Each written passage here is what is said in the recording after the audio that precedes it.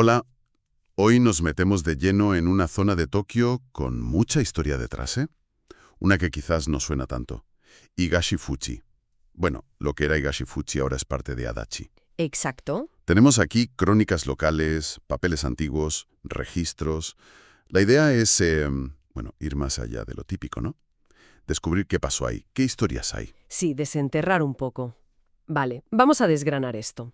Y para empezar fuerte, resulta que esta zona, hace miles de años, era mar, o sea, ni siquiera tierra. Así es.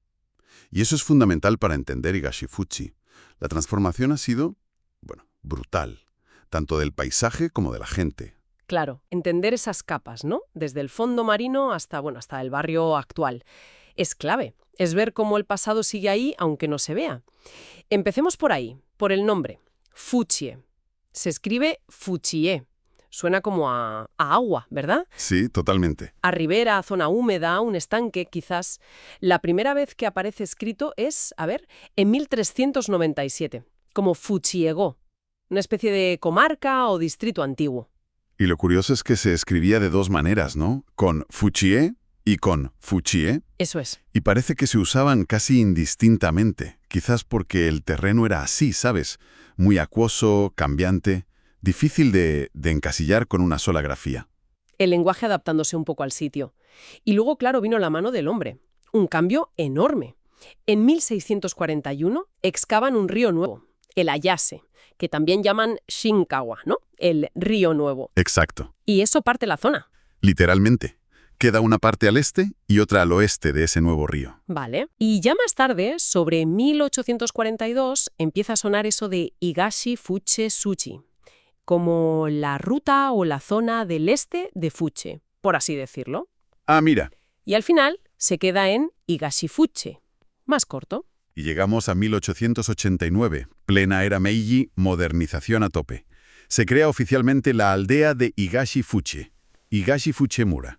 Sí, pero no surge de la nada, claro. Claro, se unen varias aldeas que ya existían por allí. Oyata, Sano-Shinden, unas cuantas. Esa unión administrativa es un hito, pero para entender de verdad el lugar hay que ir más atrás, a la era Edo, o incluso antes. Vale, volvamos a eso del mar que decías. Hace 5.000, 6.000 años, periodo Yomon. Esto era una bahía interior, la bahía de Okutokyo. Imagínate. Luego el mar se retira y queda, pues eso, marismas, humedales, un terreno complicado. ¿Y cómo empezó a vivir gente ahí? Si era tan difícil. Pues buscando los pocos sitios un poco más altos, diques naturales que había dejado el antiguo río Tone, que pasaba por ahí antes. Pero el gran cambio, el desarrollo de verdad, viene en la era Edo, con el shogunato Tokugawa y sobre todo con una familia, el clan Ina. El clan Ina, ¿qué hicieron exactamente? Suenan importantes. Mucho. Eran los Kanto Gundai, como administradores regionales, ¿sabes? Con mucho poder, puestos por el shogunato. Figuras como Ina Tadatsugu y su hijo Tadaharu fueron, cruciales. Ajá. Ellos pusieron en marcha un plan para desarrollar tierras agrícolas nuevas por todo Kanto.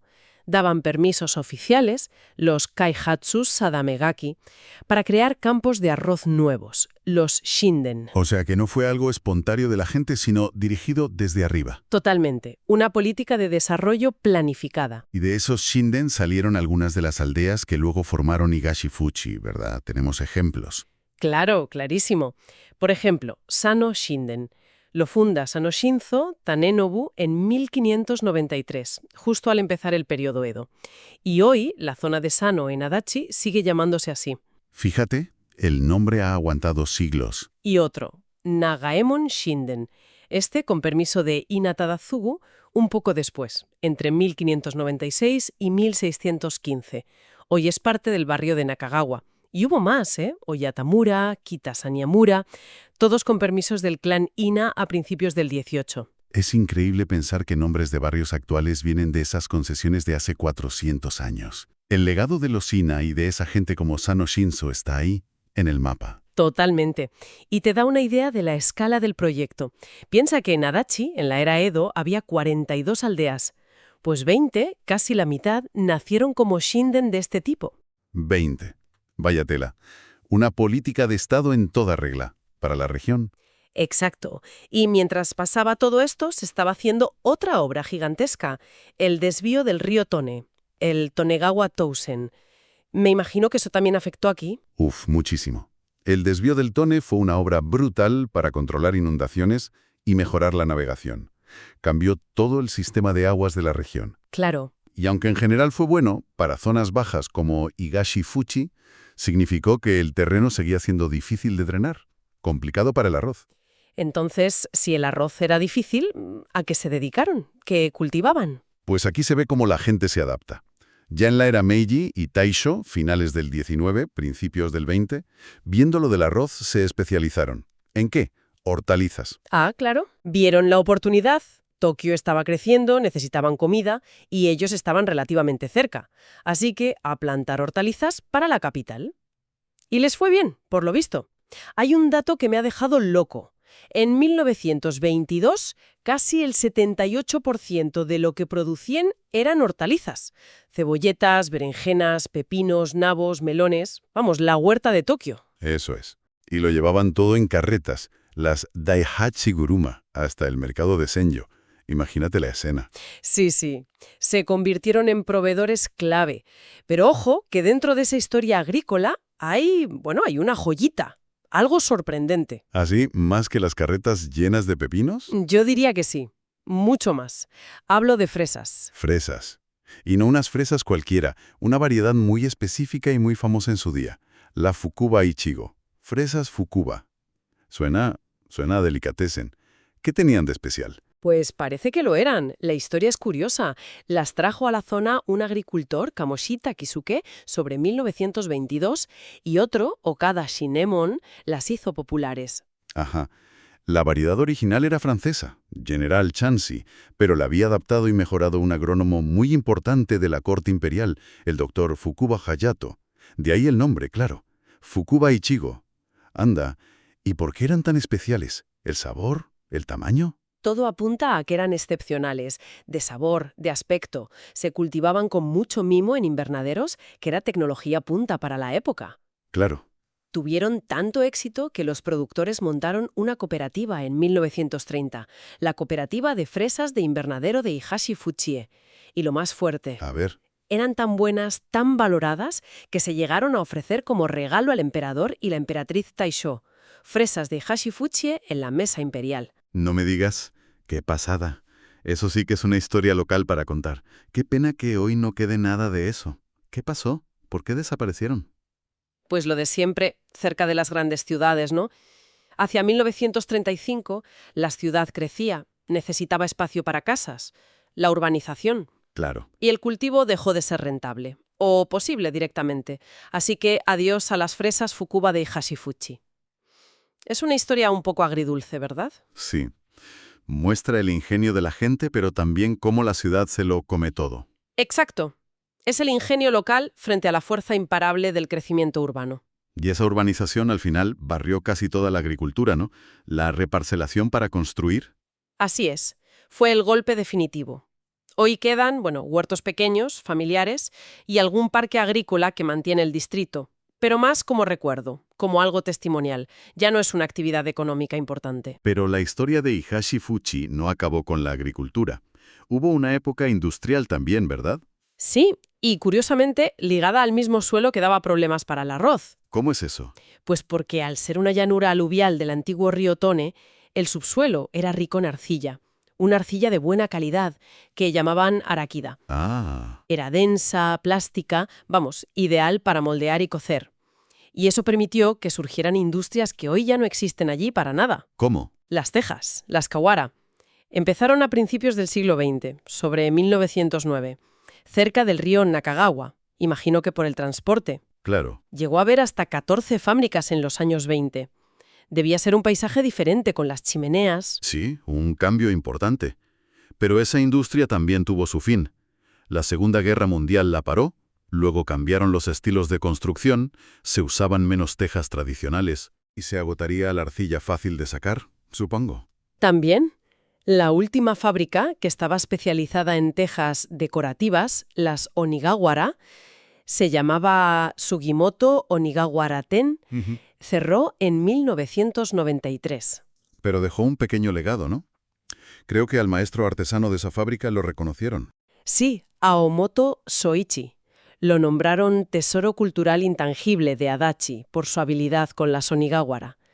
Es un hilito que conecta con ese pasado industrial, artesanal. Es bonito ver cómo estas historias nos llevan a personas concretas. Además de tejas, también hicieron ladrillos, renga. Efectivamente, hubo una fábrica de ladrillos importante en Oyata.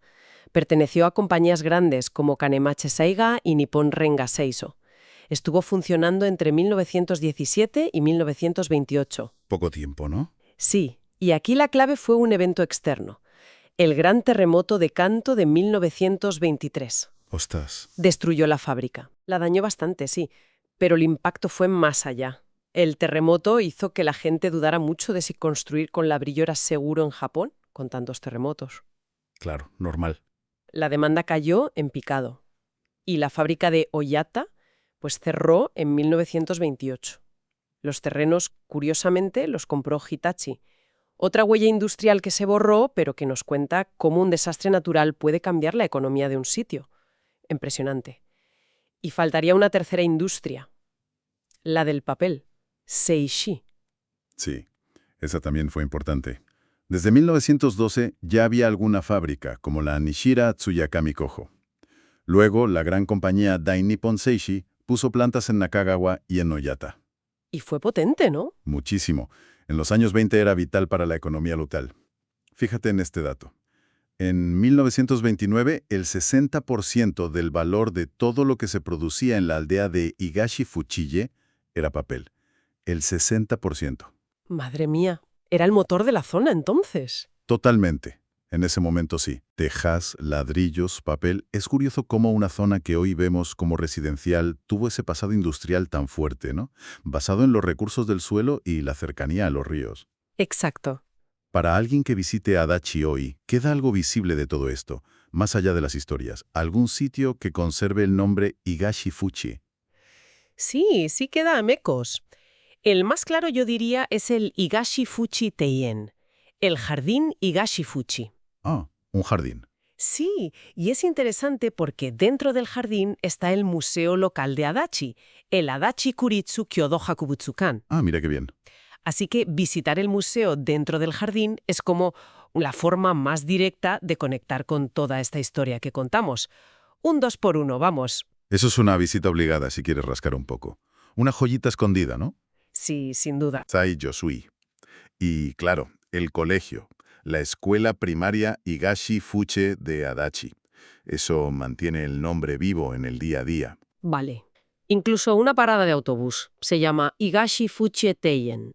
Son como pequeños recordatorios en medio de la ciudad. Pequeños, pero ahí están. Y para los que les gusta buscar más a fondo, algún punto menos obvio, algún secreto. Hay uno. Es discreto, ¿eh? Un pequeño monumento de piedra.